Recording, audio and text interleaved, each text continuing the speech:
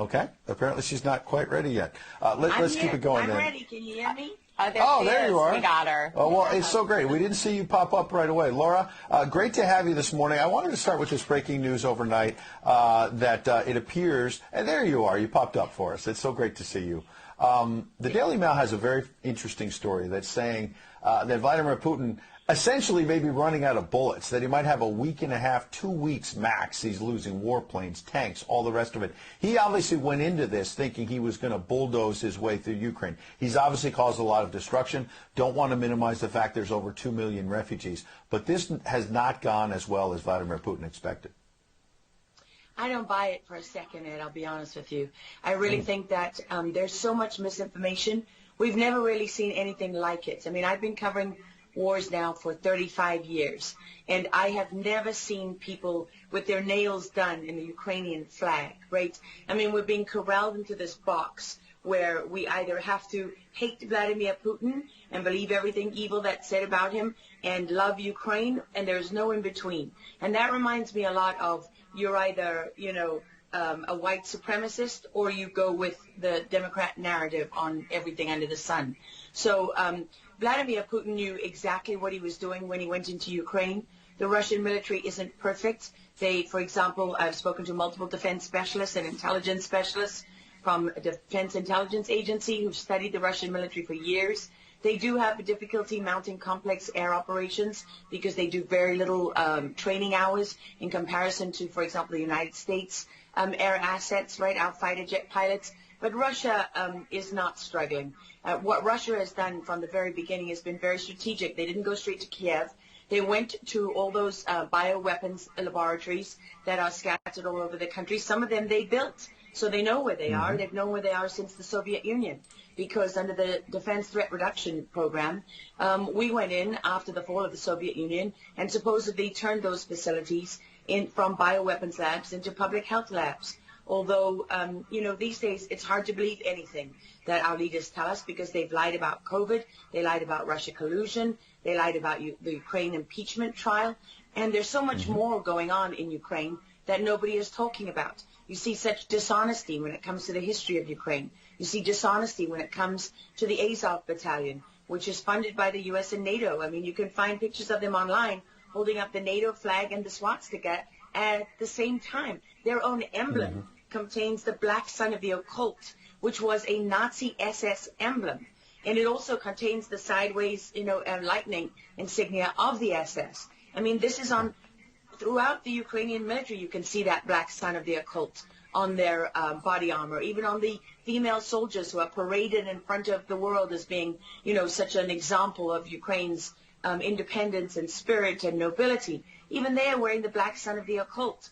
And, the White House wants you to believe, well, this doesn't matter. It's just a small number of troops. It's not true. The Azov Battalion has been murdering its way through eastern Ukraine. Yeah. We don't want to admit this. This was why Crimea voted for independence. This is why Crimea wanted to be with Russia.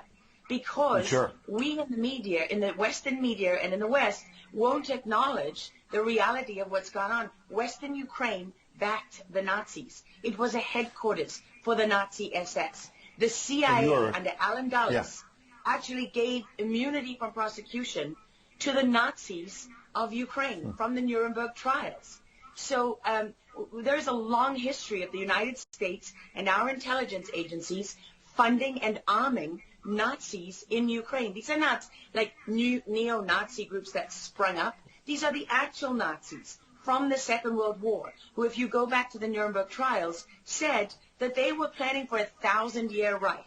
And so you have to really wonder as you look at this, when you know that the CIA sponsored the color revolution in Ukraine in 2013 and 14, that they selected Ukraine's leaders, go to Victoria Nuland's leaked phone conversation where she and the U.S. ambassador are deciding who can lead Ukraine. I mean, there's as much interference here as you could possibly imagine before you even get to Hunter Biden, Nancy Pelosi, John Kerry, and Mitt Romney, and all of their children who are employed, who earn millions from Ukrainian gas companies. Yeah, you were pointing, pardon me, to a real credibility crisis for our leaders. I want to let Karen Turk jump in. Yeah, I wanted to bring up the fact that President Zelensky is Jewish, and I don't know exactly how this factors in, but there's some very interesting points in what you're saying. And looking at this, you could think it's political theatrics. You made a very good point at the beginning that you think that Putin is in control. And I actually want to play something that Jen Psaki said, because it seems that the White House is actually echoing that sentiment. Watch this. Well, the end game is really a question for President Putin. We have completely crushed his economy. We have provided military assistance, humanitarian assistance to the Ukrainians, enabling them to fight back for far longer than the Russian leadership anticipated.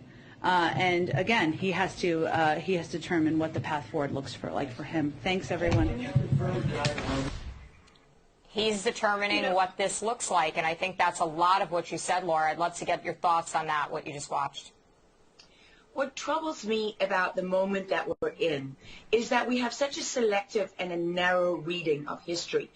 President Zelensky may be Jewish, but he's not the only one in this who suffered during the Second World War, whose ancestors suffered, right? I mean, look at Putin. How many relatives did he lose in the siege of St. Petersburg? People don't know their history. They don't know what made Vladimir Putin. And I'm not I'm not defending him. I don't need to defend Vladimir Putin. My job as a journalist is to try to understand what is the truth here. I don't like being lied to. And we're being lied to on an epic scale. When we're told your only choice is you have to be 100% with Zelensky, who's a puppet, who you can find on the internet in black stilettos and leather pants, with shirtless, doing a spoof Dancing with the Stars kind of entertainment video. That's a mock of a Ukrainian group that does this kind of satanic occult type of music video. And I mean, Zelensky was selected, like so many of our leaders. And honestly, with big tech and with election fraud these days, we don't know how many leaders all around the world have been selected for us and weren't actually voted in. But what we do know is that there are increasing problems with technology and the digitization of our world. Because look at what's happening with COVID. Look at what has happened globally. We are fighting the same battles all over the world. To pretend that this war is about Russia and Ukraine is just a barefaced lie. If Putin has been warning for 15 years that he is not going to stand by while the globalists take over the world, build bioweapons facilities and whatever else they're doing in Ukraine, Ukrainian oligarchs. Ukraine has been a center of money laundering for, many of the leaders in this country. For how long? Billions of US dollars have been laundered through Ukraine, and we say nothing about it. These are our tax dollars. I mean, before the impeachment trial, had you ever heard of anyone in the United States, us bringing in foreign governments to the White House for anti-corruption training? I mean, does nobody question these things? Why do we not question them? We have an idiot like Lieutenant Colonel Vindman who goes at the impeachment trial and sits there as a lieutenant colonel. He didn't even make colonel. And he's telling the President of the United States what his policy should be. You have a traitor in the form of Maria Yovanovitch, who was Obama's ambassador, who's telling Ukrainian government officials, don't listen to the will of the American people. Don't listen to the election results. We are the true leaders of America. I mean, and then people object when the woman isn't even fired. She's given a cushy job for life at Georgetown University at the expense of the U.S. taxpayer.